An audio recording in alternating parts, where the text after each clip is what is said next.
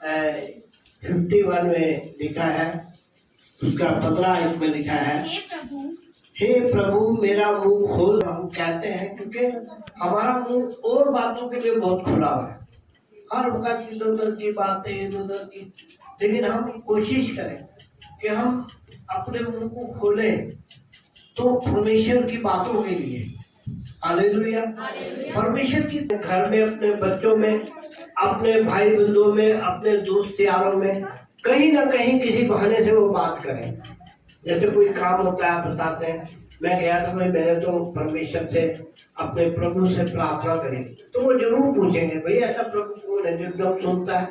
तो आपको बात करने का एक वचन लिखा है, हे प्रभु मेरा मुंह खोल दे, तब मैं तेरा मैं तेरी तारीफ करूंगा, तेरी बहुत बहुत बढ़ाई करूंगा। हालेलुया। क्योंकि हम अपने मुंह को ज्यादातर बेकार की बातों में इस्तेमाल करते हैं।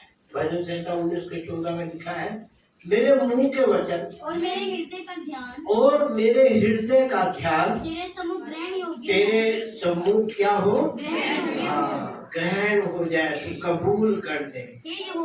भजन संहिता के अंदर 65 के 2 में लिखा है कि तू मेरी प्रार्थना को सुनने वाला परमेश्वर है। हे प्रार्थना के कौन है परमेश्वर हमारा? हाँ जी, हमारा परमेश्वर। जैसे भी आपने गवाहियों में सुना है ना, आज गवाहियों में सुना ना आपने कि मैंने ये मांगा प्रभु से, ऐसे कहा, तो ये सच्चाई है।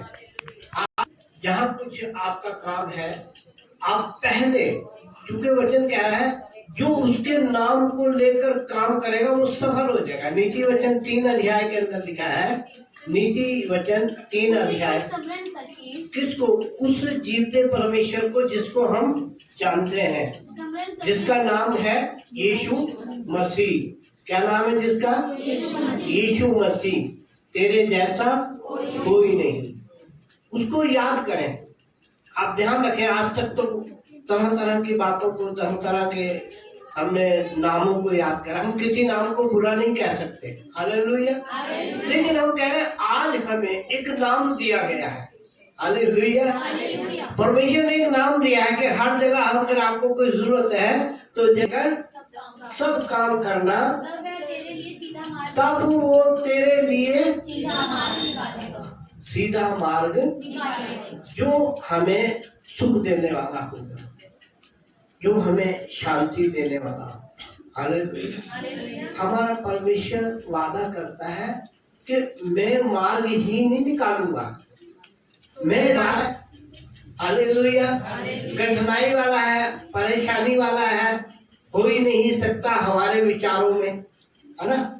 लेकिन परमेश्वर कह रहा है कि जब यीशु नाम को लेकर आप बात करेंगे तो लिखा है कि ईशाया 45 के अंदर लिखा है, 2 आयत के या 3 आयत, मैं तेरे आगे आगे चलूंगा।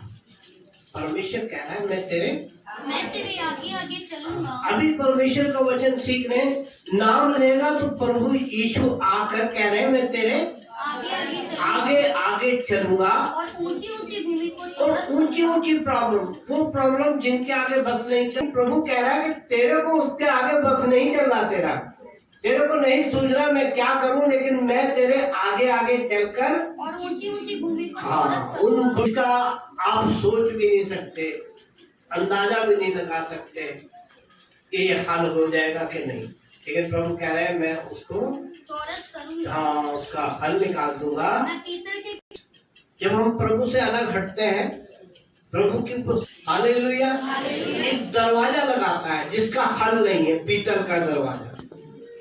लेकिन परमेश्वर कह रहा है क्या करूंगा, मैं उसे तोड़ देगा, फाड़ के उसे तोड़ेगा तो ये दोबारा ना लगा सके। और लोहे के बेड़ों को टुकड़े, और जो लोहे की बेड़ियां लगा रखी, अक्सर मैं कहता हूँ लोगों को बेड़ियां लगा रखी शैतान ने,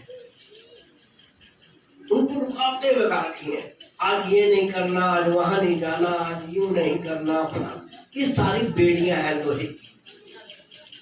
लेकिन जो प्रभु में है वो आजाद हुए हैं।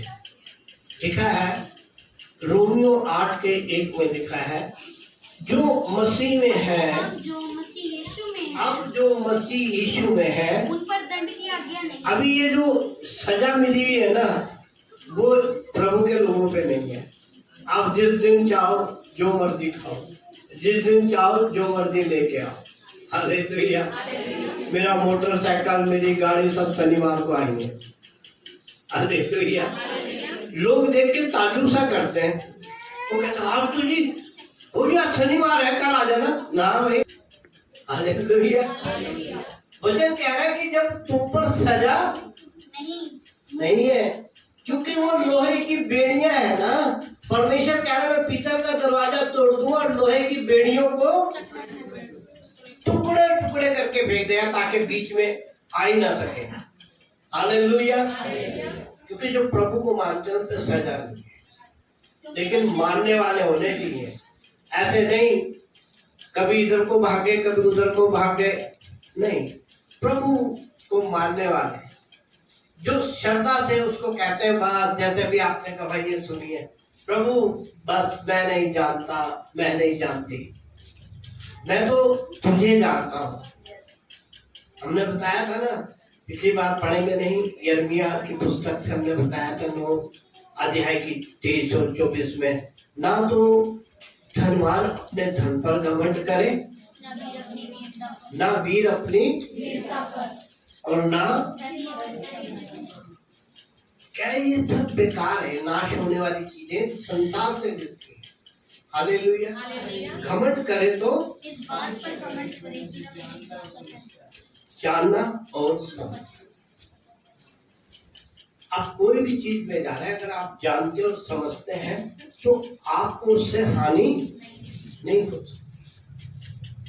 ये परमेश्वर का ज्ञान है, आज लोग जानते नहीं है। हमने पीछे वचन दिया था कि लोग वहां पे भागे जा रहे हैं जहाँ सिंह और नाग हैं, उनके बीच में अपने धन संपत्ति लेके जा रहे हैं और बाद में रोते हैं, बहुत धन है, बहुत चीजें हैं। नहीं, एक अंतर है। वचन कह रहा है जो परमेश्वर देता है, जो परमेश्वर ने आपको दिया है इस समय। नीति वचन 22 अध्याय की 10 अध्याय की 22 आयत। यहोवा का मतलब क्या है? ओमाइटी गॉड, जिसके बराबर कोई ताकत नहीं। यहोवा का अर्थ ये होता है कि उस ताकत के आगे, उस नाम के आगे उससे बड़ी ताकत